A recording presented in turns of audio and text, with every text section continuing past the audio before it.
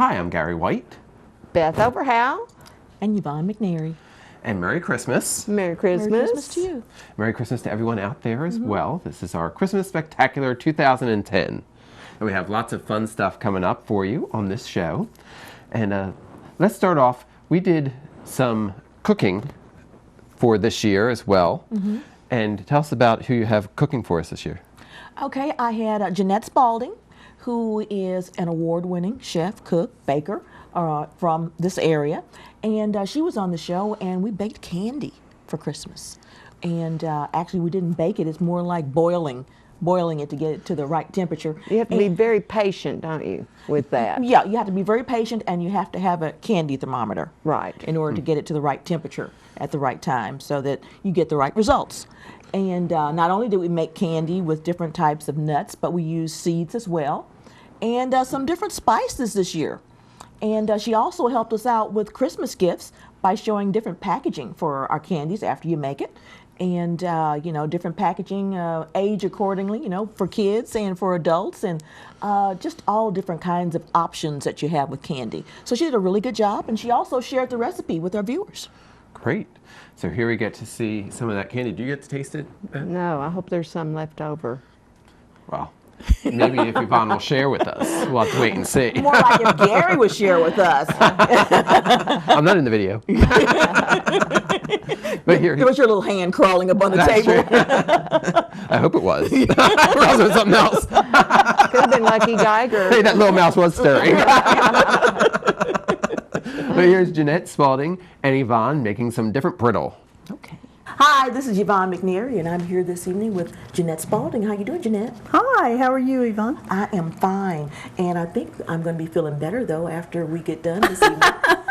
Because you're going to be showing us, you know, how to make holiday candy. Oh, we're going to have a good time today because this is, aren't we having just the perfect weather for it? Isn't this getting you in the spirit for it? Yes, it is. The snow today. Yes. That. Oh. Yeah, we're going to have to be getting these things ready for the holidays, aren't we? Yes, we will. So we're going to be making a nut brittle today. Nut brittle. Right. Okay. And I'm sure your viewers have had peanut brittle, but there's all kinds of other options that you can do. You can use almost any kind of nut with this simple, basic recipe.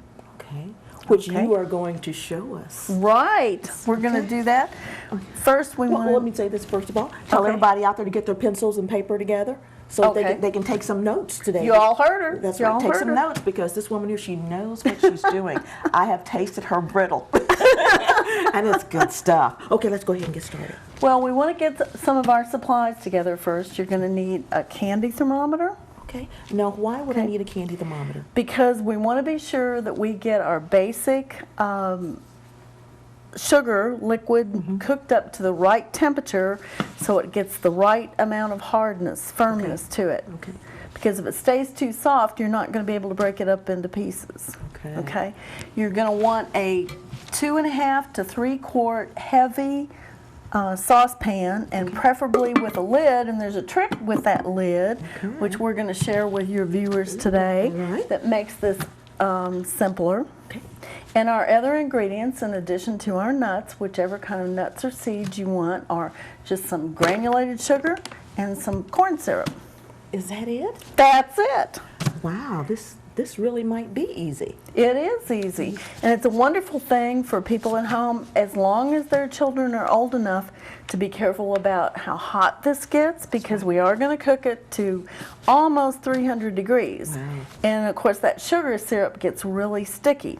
So if you have some children who are a little bit older, this is a wonderful thing to do with them, because they can have the fun of dumping those nuts in and stirring it up and pouring it out and then breaking it up to make those pieces. Yeah, wow. Okay. Okay, well, give us the recipe. Okay, so we've got our heavy saucepan. We're going to measure out a 1/2 cup of corn syrup. Okay. Okay, you want to measure that in, that's a liquid, so you're going to measure that in your glass measuring cup. And one little tip here, Yvonne, is if you spray your cup with the liquid nonstick spray, I guess we can't name brands, right? Yeah. But you spray it first before you measure your corn syrup, and it all comes out real easy. Okay, so you put your corn syrup in your pot. Then you want 1.5 cups of granulated sugar. I got my grandmother's old measuring cup here, so the one I keep down in the sugar bag. So you get 1.5 cups of granulated sugar and put that in. Okay. Then you're going to start cooking your mixture up over medium heat. And one of the really good things to have for this is one of those newfangled silicone spatulas. Ooh, okay. Okay, because that's going to enable you to stir this super hot syrup without melting anything. That's right. You don't have to worry about it melting, do you? Right. Now, everybody talks about that these new silicone spatulas are more expensive, but they're really worth it because you get something like this and it doesn't stick to that silicone. It just runs right off. And we'll talk about that some more later when you get ready to pour it out. But the silicone spatula makes it really easy because when you put your pot with these ingredients on the heat, you're going to want to stir it so it doesn't burn Right.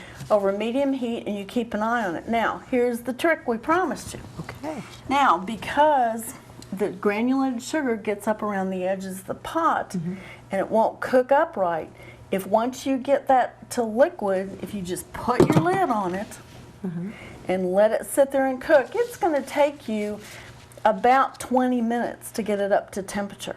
Wow. Right. So instead of having to stand there and stir it the whole time. For 20 minutes. Right. And watching it. Now, you do want to keep an eye on it because you sure don't want something that's sticky boiling out on your stove. But if you've started with a good 2.5 to 3 quart heavy pot, you put your lid on it and you can just watch it simmer away. And that water condenses on the lid, drops back in, and keeps it a good consistency. Wow. So That's we're pretty just tricky. sharing Yeah. all our little Yeah, tricks all your today. secrets tonight. Yes. Right. And you know, like you said, this is something that the kids can do. I wouldn't have kids, maybe older kids. Older kids. Like high school age could probably do this on their own because it is very simple, okay? But the concern is as long as your kids can respect the fact of the real hot temperature. Yes. Because you're going to cook it up on our candy thermometer. You're going to want to cook it up to the soft crack stage. And that's really hot. That's really hot stuff, huh? Right, it's really hot. Now, I know you've said too that with this is just our basic syrup. This is the basic syrup. And then when we come back in a few minutes, we're going to show people all the different ways you can put different ingredients with this to make it your own special treat. Oh, fantastic. Wow. Well, listen, we'll take a break right here when we come back. We'll show them a few more of your secrets. Great. All right.